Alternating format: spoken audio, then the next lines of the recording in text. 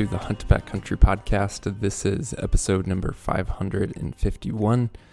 And in today's episode, we take a deep dive on lightning and lightning safety.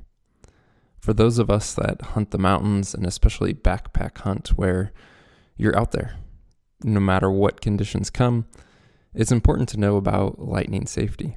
That's come to mind for many of us even more in this past fall, as there's been actually a couple of incidents where hunters have been killed by lightning. And I personally know someone else who was actually struck and thankfully not fatally killed. The proverbial joke is, what are the chances? I mean, it's like getting struck by lightning. But then you hear stories and events happen and it feels like, well, there is a chance. So what do you do? What can you do if you're in the mountains? We discussed that today with our guest, John, who is a lightning safety expert. I'll let him share more and explain more about his background and his work in his introduction. But needless to say, I was incredibly excited to get him on the podcast with the amount of experience and knowledge that he has in this topic. If you guys are enjoying the show, it does help us tremendously if you can leave a rating or review in your podcast app. Hit pause and do that now if you can. We certainly do appreciate it. Then come right back. Let's dive into this conversation with John.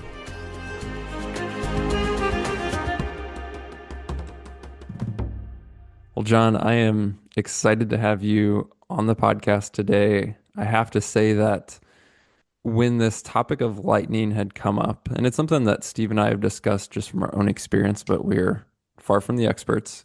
But when the topic had come up, I was like, I wonder if there even is such a thing, kind of as a lightning expert. Like, I don't know if that exists. And as I started looking online at various places and resources, I found you. So I'm glad you're here today to join us.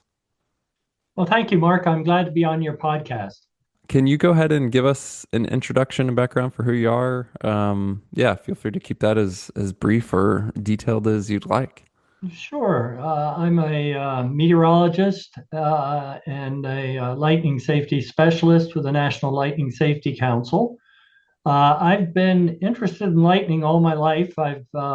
As a youngster, I enjoyed watching it, and I've learned since then that I wasn't watching it safely. And In about 2001, I started National Lightning Safety Awareness Week because I was aware that many people were not aware of the dangers of lightning. Since then, I retired from the National Weather Service and am a member of the National Lightning Safety Council, where since 2006, I've documented over 500 lightning deaths in the United States. So I've been at this for quite a while with a sole goal of just simply making people more aware of the dangers so that they can take whatever actions they can to try and protect themselves. When is Lightning Safety Week? Lightning Safety Awareness Week is the last full week in June. Okay. Typically, July has the most lightning in the United States, and it also has the most lightning deaths in the United States. So we have it planned so that we try and hit people with the information right before the deadliest time of the year. Smart.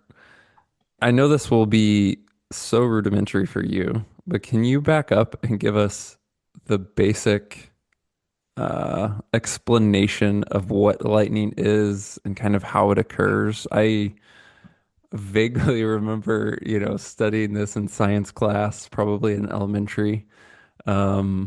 And so I think I know some things, but I probably forgot quite a few things and then maybe have some misconceptions. So can we just like back way up and say, hey, what the heck is lightning? And give us a basic primer? Well, that's a very good question. And yes, you can do it very detailed or not so detailed. But I think the important thing for people to know is in a very simplistic way, lightning is just a giant spark of electricity, an overwhelming amount of electricity at that. What happens as far as the development of lightning? First of all, the first step, of course, is getting a thunderstorm, and thunderstorms typically occur in the afternoon, originating in mountainous areas over higher peaks. And What happens there is you get rising air into that cloud, you get a separation of charges, and you get a charge buildup in the cloud. That charge buildup in the cloud causes an opposite charge on the ground. And when those two charges become too great, you get something called a stepped leader. That stepped leader originates in the cloud and starts working its way to the ground. It's it doesn't go in a straight path. It goes zigzagged. It can go sideways. It can go up for a while, but in general, the path is from the cloud to the ground for most lightning strikes. As it approaches the ground, there's what we call an upward leader. So kind of the opposite of the downward leader that I was talking about, the stepped leader, which tries to rise up to meet it.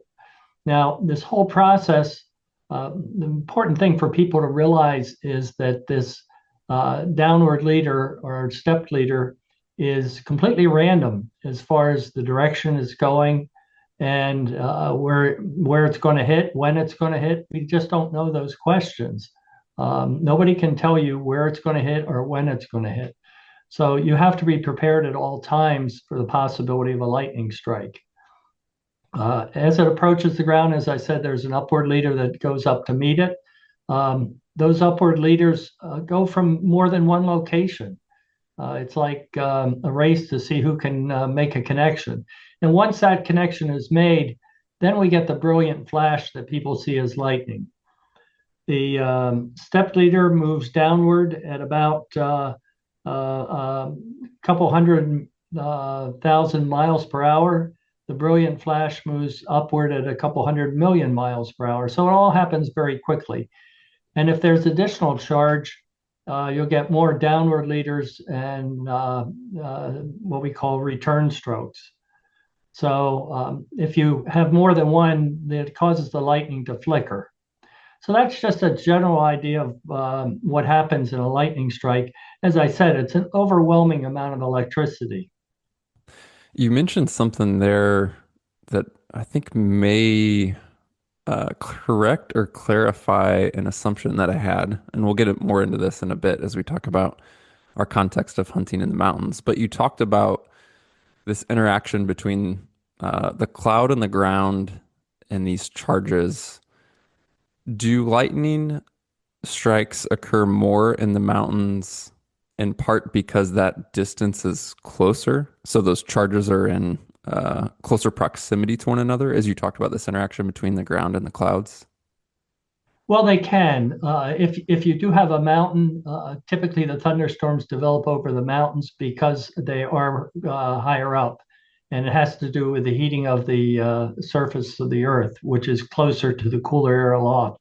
So thunderstorms are more common in the mountains, which also would mean there's more lightning in the mountains. But of course, if we look at the country as a whole, the areas that have the greatest lightning strikes are not necessarily mountainous, places like Florida, where there are very few mountains. And it has to do with more with the heat, humidity, and sea breezes in Florida. So the fact that there are mountains doesn't mean there's going to be more lightning, but it does if you have a mountainous area. The lightning typically or the thunderstorms will typically develop over those mountains, and especially the higher terrain, and therefore you'll have more lightning there. I don't know that this could be, I don't know how to put this question or if it is a fair question. But if I think of a storm or these storm clouds or this environment of thunderstorm having some sort of footprint, some sort of radius size to it. You talked earlier about the random movement, or to put it in layman's terms, strike of lightning, like where that occurs in particular within a given storm. Is that like, so again, I don't know how to put this question, but I'm just trying to paint like a very simple rudimentary analogy in my head. If we had a square mile and it, say this storm, if it had boundaries, was within a square mile, are we just saying that, hey, anywhere within this storm environment, lightning could strike?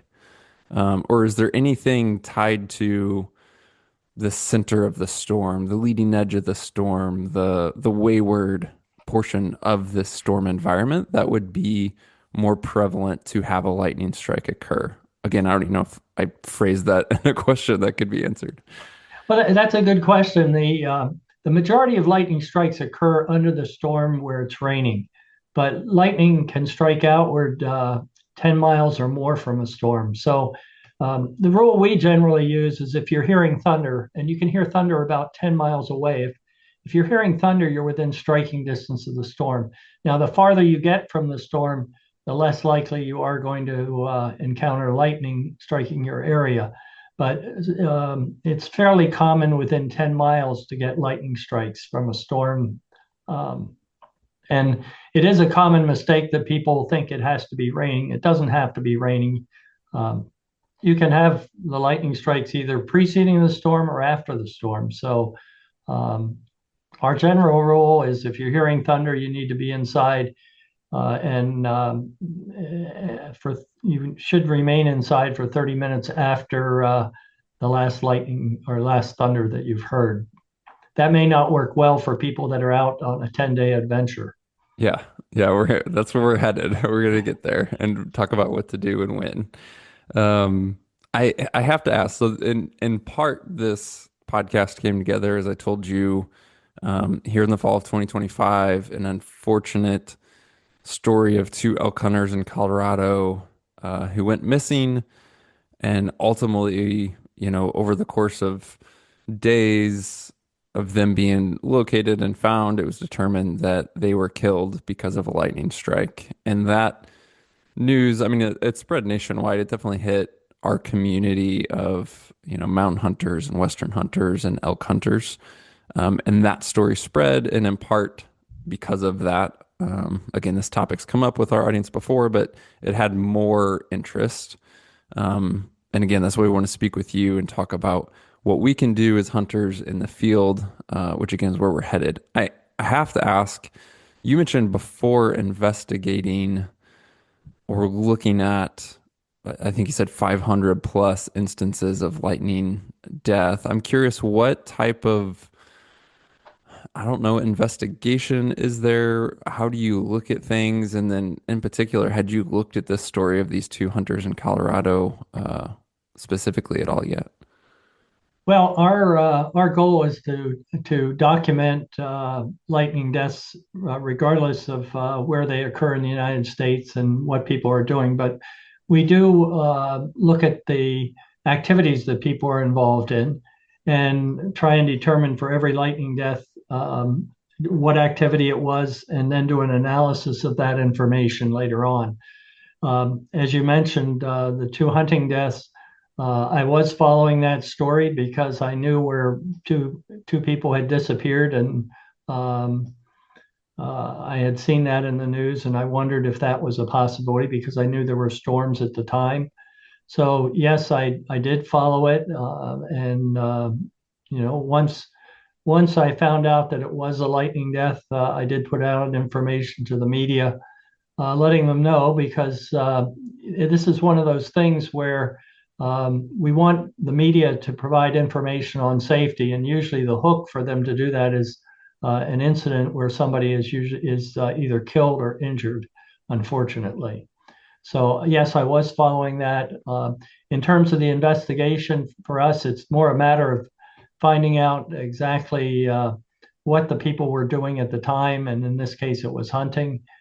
Um, I will point out that there were two other hunters killed in the month of September, which is highly unusual. Since I've been documenting lightning fatalities since 2006, there have been a total of 7 hunters that have been killed by lightning. And of those 7, 4 of those occurred last month. So highly unusual. That is wild. So we just spoke there and you mentioned 7 deaths, but let's talk about lightning strikes that are maybe non-fatal. And again, I don't know how to put this, but maybe the severity or ways that someone could be quote unquote struck by lightning and then what may happen.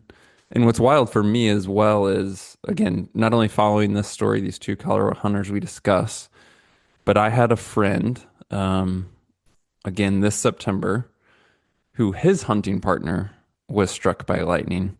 Thankfully lived. I don't know yet if we're going to share his story or not, but in part, I can read part of a message that I had where this person who was struck, this is obviously weeks after the incident, he had recovered a bit, and he said, I was knocked unconscious, went into cardiac arrest. I suffered burns, bruising, headache, melted hair, a ruptured eardrum, and developed rhabdomyolysis. Thankfully, I'll leave this gentleman's out, but my friend, who was only a few feet away when it happened, acted immediately using his satellite communicator to call for rescue and also started CPR on the spot. So I read that in part just to bring up an example of this individual was struck. It also sounds like the person he was with was maybe only a few feet away, but had no effects. Yeah, so just talk. Let's begin to talk about being struck. Like how does it happen? What is the severity of it? Is there a difference between, a direct versus non-direct impact? I'm just kind of curious what all this looks like because I have no idea. Yeah, a lot of good questions there. And in terms of we'll start with the injuries. The injuries can be quite devastating, even for survivors. But of the people that are struck by lightning, 9 out of 10 do survive. So that's the good news. The bad news is that some of them have to live with lifelong debilitating injuries. And some of those could be pain, initially, especially pain. It could be neurological problems. And there's a whole host of problems that a person could be living with afterwards. And some of them potentially could develop uh, several weeks or months later. So, at least for your friend, there is a group of survivors, a survivors group that gets together that he might want to investigate if he continues to have problems. So, Lightning Strike and Electric Shock Survivors Incorporated is a group. And they have an annual meeting where they get together and people talk about the injuries they may have had, and it's just an opportunity to get together with people that are having some of the similar problems as you. So the injuries, as I said, can be quite overwhelming. Anything from initial numbness to cardiac arrest initially, that's the main concern. Um, your friend was very lucky in that he did have somebody nearby that was able to call for help and begin CPR, because that's one of the most important things if you are out there, is you want to have somebody there to help you. In terms of how people are struck, people always think of the direct strike. You're out there and lightning hits you. And that's not as common as most people think. Um, and the direct strike, the next one is a side flash. And that's if you're standing next to a taller object, that taller object is struck and it just jumps over to you. Oftentimes that's a tree. People unfortunately take shelter under trees because they don't want to get wet. Lightning strikes the tree and it just simply jumps to the person and follows the person. The most common way people are struck is something called ground current. And an example of that would be lightning striking a tree and spreading out along the ground. And people think that lightning disappears deep in the earth. It doesn't. It's spreads out along the ground surface. So the ground current is the one that we believe affects the most people, and it can be just as deadly as a direct strike. Fourth mechanism is what we call conduction. If you, for example, were climbing a mountain path that had a cable on it, if that cable is struck, it could follow that cable some distance to any person that's touching that cable. A fifth mechanism is a streamer. Streamers are, as I had mentioned earlier, when the step leader is coming down, there's upward streamers that are reaching up to try and make a connection with that downward leader. And once lightning discharges, once you get the brilliant flash, return stroke, all of the streamers are discharged at once. And you could be killed or injured in one of those streamers, even though you're not being struck directly. And then finally, the explosive nature. If, for example, a tree or a metal or wooden post is struck, it might cause it to explode and send shards of wood outward very quickly. So those are all ways that people are struck. Now, um, on any one of those, you could get killed or injured. So those are all concerns if you're outside. What I don't know how to put this. Would you say apart from being fatal, is there a common type of injury that is either short term or sustained, like you talked about the survivors and having these ongoing issues? What would you say is kind of or can you say would be the most common result of a non-fatal strike, or is there just way too much variance there? Well, there's some common things. First of all, there's muscle soreness, and initially you'll have muscle soreness, headaches, nausea, upset stomach, things like concussion type symptoms, mild confusion, slow memory, um, clouded mental processes, dizziness, balance problems. Those are all some of the short term effects that you might be feeling in the first few days. But the longer term problems are with some of them with memory and accessing information, just slowing down the thinking process, trouble multitasking, slower reaction times, being more distracted, being irritable, personality changes, headaches, continuing headaches, chronic pain, and from the nerve injury.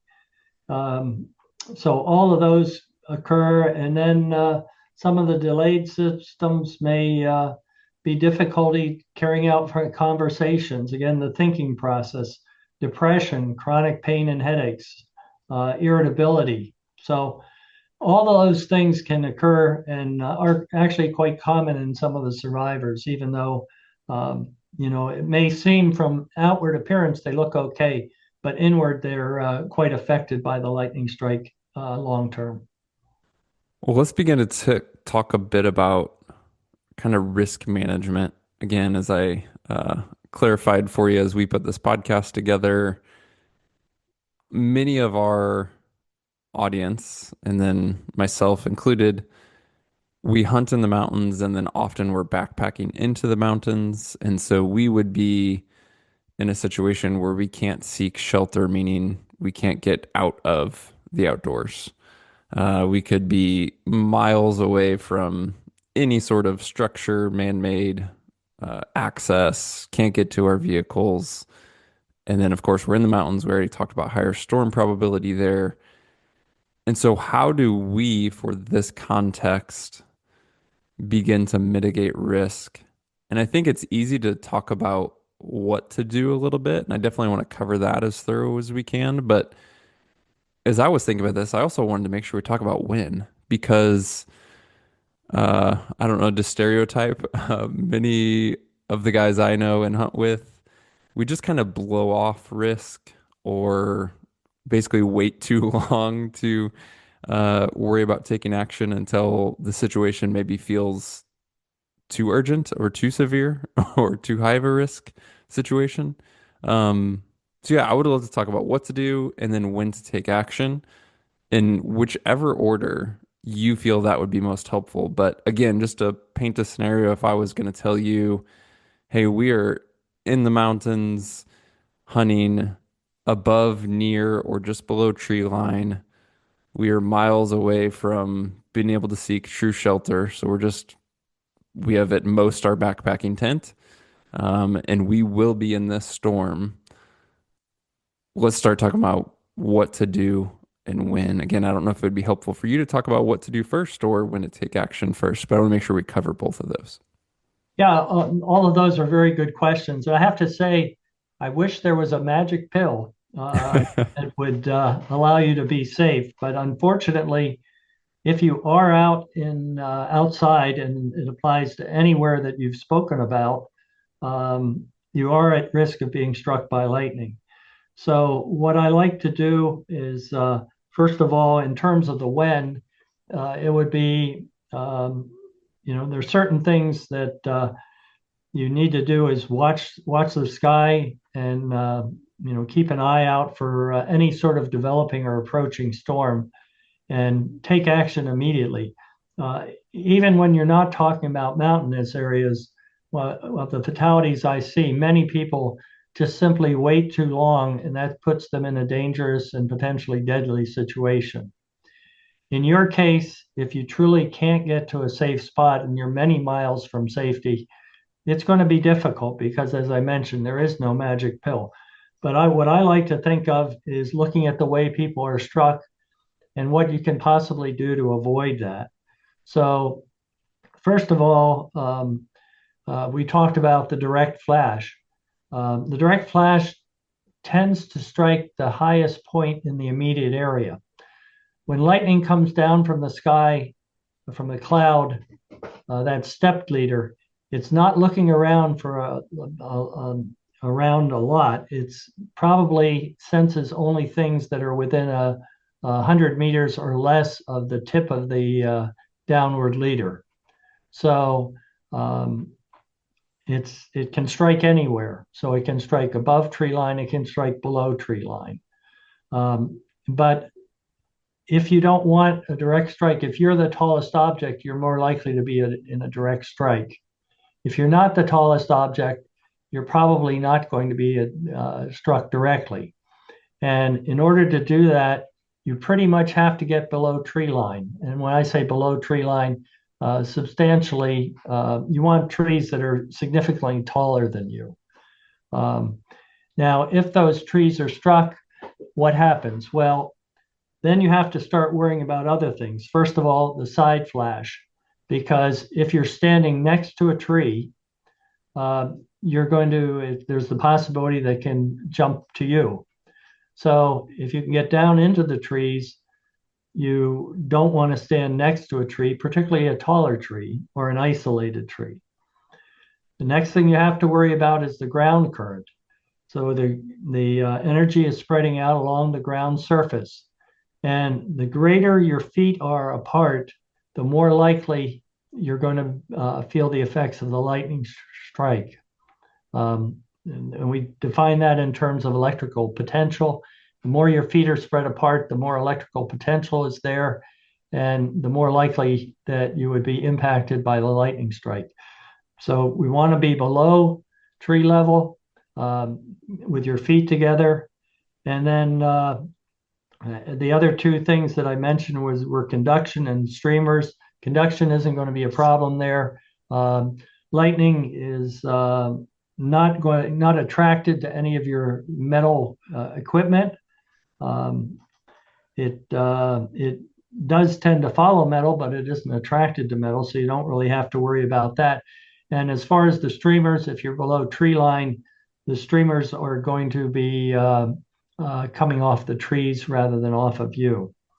So really, that's the most important thing. If you are above tree line, to be honest, there's very little you can do because you will be the tallest object. If especially, I mean, you can look at it in terms of the mountains have ridges, and it is not good to be on the ridge because that is more susceptible to a lightning strike. But the reality is that anywhere on the mountain surface is susceptible to a lightning strike. So, as best you can, it's good to get off the above tree line area and get down into the trees. What you mentioned about having your feet closer together versus spread apart, I had no idea. That's interesting. Yeah, it's something that we recommend all the time, especially for people outdoors that can't get to a safe place. Is keep your feet as close together as possible, and but it's just going to limit the electrical potential that you have. As you were talking about trees as well, we want to avoid the tallest tree. I think where that can easily become uh, a choice that someone might make with shelter is the tallest tree may be the largest tree. It may provide the most cover. It may be the biggest tree from a size perspective, in terms of radius or trunk or structure. And so by default, humans, even if we're not thinking like very critically about lightning, there's just something about humans that like cover and safety.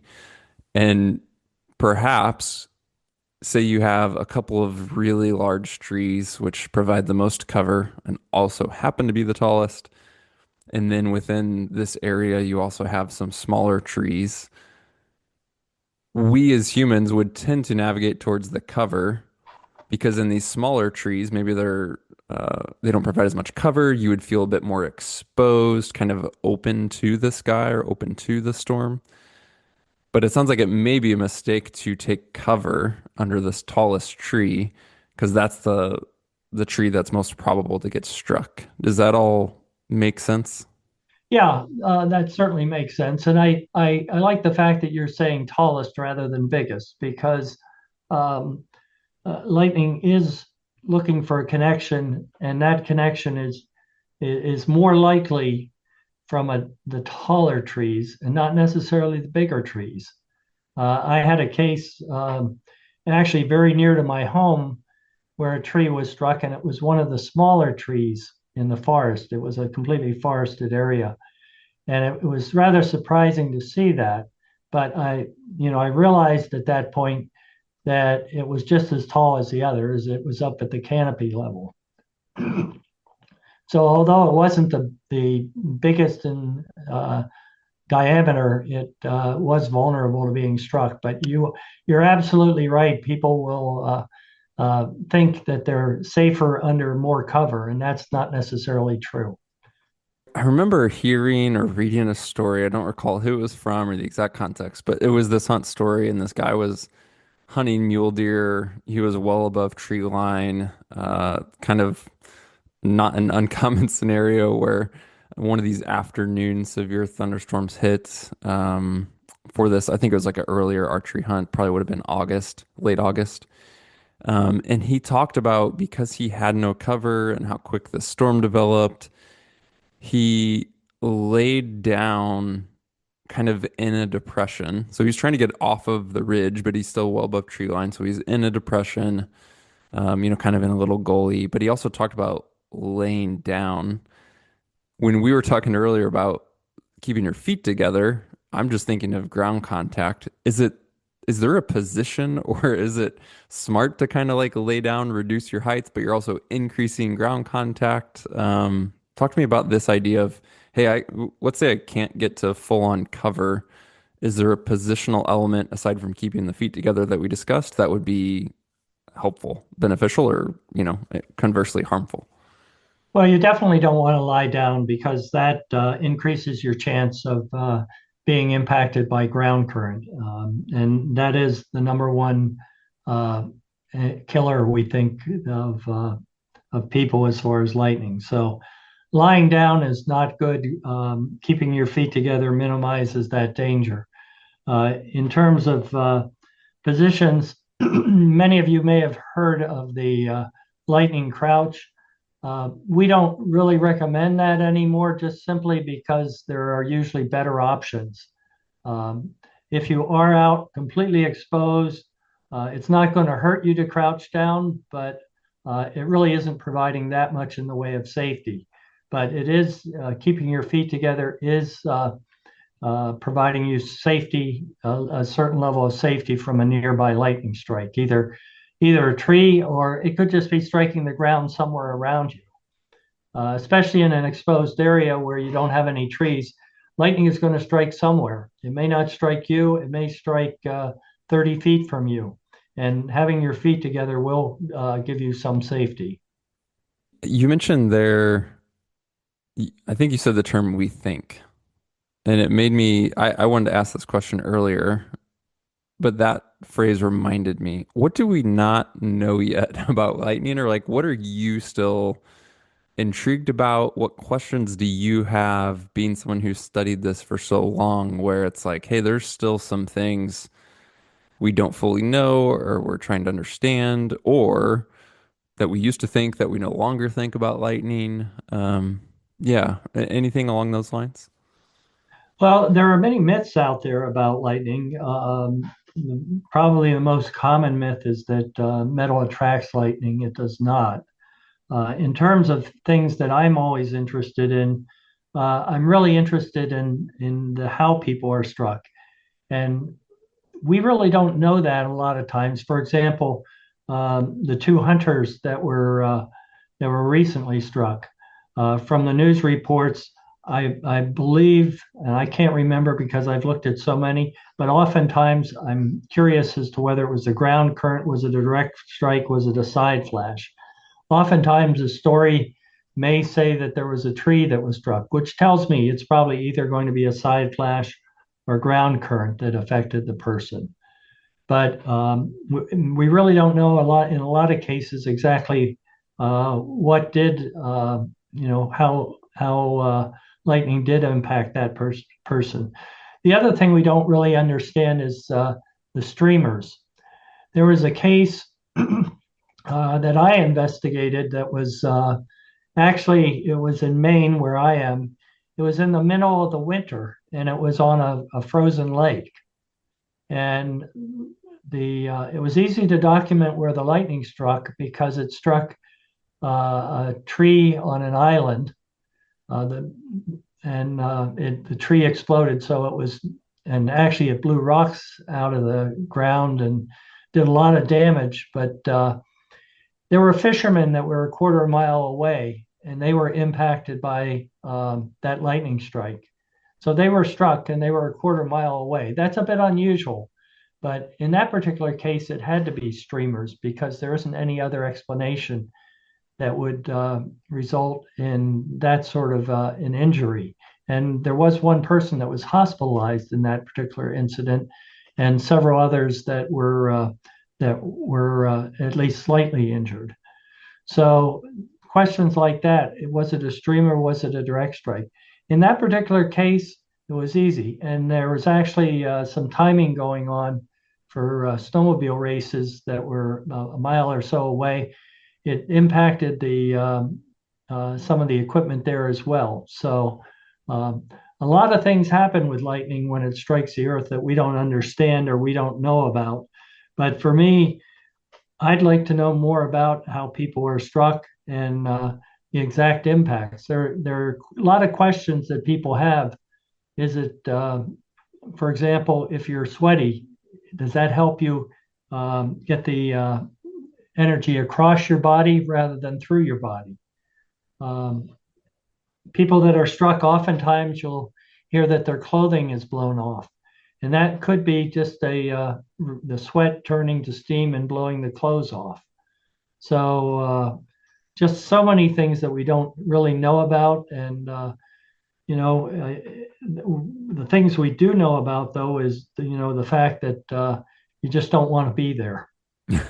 Correct. That's a wild. If I would have heard someone say, there was a report of a strike and their clothes, I would think that would be a myth. This whole idea of the clothes being blown off, but that's a documented can happen thing. Yeah, that happens. That's actually not unusual, Huh. particularly shoes blown off. If I don't mean to get like graphic or obviously disrespectful, but I'm curious if, like, let's say these Colorado hunters, let's say it was just a single individual, because I think that if there's multiple people who are both in this case, unfortunately killed, that the fact that there's two or multiple together creates some sort of probability or a different scenario than if someone were solo. I guess what I'm trying to get at would be if there was someone who was solo, they're discovered, they're deceased, would there always be visible uh, correlation to a lightning strike? Like you talked about these streamers or the ground conduction. The difference between this individual maybe having a heart attack versus being killed by lightning, is there always going to be some sort of visual indicator or not? And it's up to the investigation to kind of determine, hey, there was a storm in this area, or there was a visible lightning strike, say on the tree, ground, whatever. The visible actual indicator of the strike was whatever proximity away from this individual. Um, because of that, we can say it was a lightning strike on this individual, even though that person didn't have a visual indicator of a lightning strike. Does that make sense? Oh yeah, and you're right, exactly right on that. Is that there are cases where it ends up being somewhat circumstantial that it was a lightning strike because there are no visual signs. And there, in terms of some of the evaluations, you do have to get kind of detailed into things like melted threads in socks. If there's any sort of nylon threading in there, that could be a clue. Um, but yes, there are a number of cases. In fact, there was one that I looked into of a man that was camping. He and his wife were camping in a camper, and he had walked outside for a moment, I think, to a fire pit or something, and there was a large crash of lightning. And she looked out, and he was on the ground, but he had no visible signs that lightning had struck him. And it was a question for it's actually the medical doctor or the coroner or medical examiner that makes the final determination as far as the center CDC is concerned. But we also look at that in terms of, was there a lightning strike there? And obviously there was. I talked to other witnesses. I ended up, the family was sure that it was the lightning that killed him. And so they asked me to talk to the family doctor, and he said there was no reason. The person did have cardiac disease, but there was no reason that he should have died instantly like that. So we did count that as a lightning death. The medical examiner or coroner did not. So there are cases like that where it is not easy to determine. There are cases where, and we have to keep that in mind, there are cases where, there was a case, two boys that were up on a mountain lake somewhere. There was lightning in the area, and they were found deceased. And the end result of that was that the medical examiner determined it was drugs. So sometimes it's not easy to tell. When it comes to risk, I know that again, there's no easy answer here, but one of the things you'll hear thrown out about just in terms of probabilities, it's like people like, oh, the risk of getting struck by lightning, the risk of winning the lottery, all these things.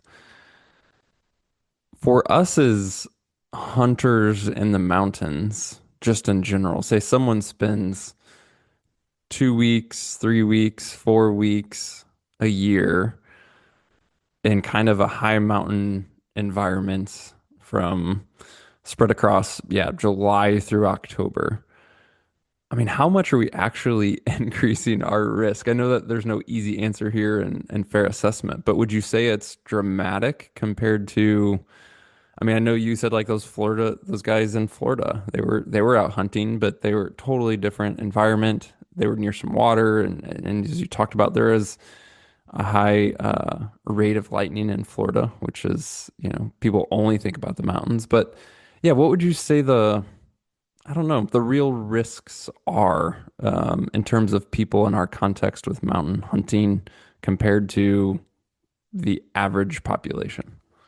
Yeah, that's a bit of a difficult question. In terms of the average population, we have several ways of looking at that. First of all, the odds of being struck in a given year are about 1 in 1.7 million. The odds in your lifetime, if you live to be 80, are about 1 in 21,000. And the odds of knowing somebody that was struck if you've or the odds that you will be affected by somebody, say you have 10 close people, um, would be about 1 in 2,100. And as you mentioned, Mark, you already are one of those 1 in 2,100 that knows a close friend that was struck by lightning. But we look at it as the odds of being struck. Those are general odds. The odds of being struck are related to your behavior around thunderstorms. And certainly for those people that are going out and are going to be outside in a thunderstorm, your odds are going to become greater to being struck. But we really don't know how much greater.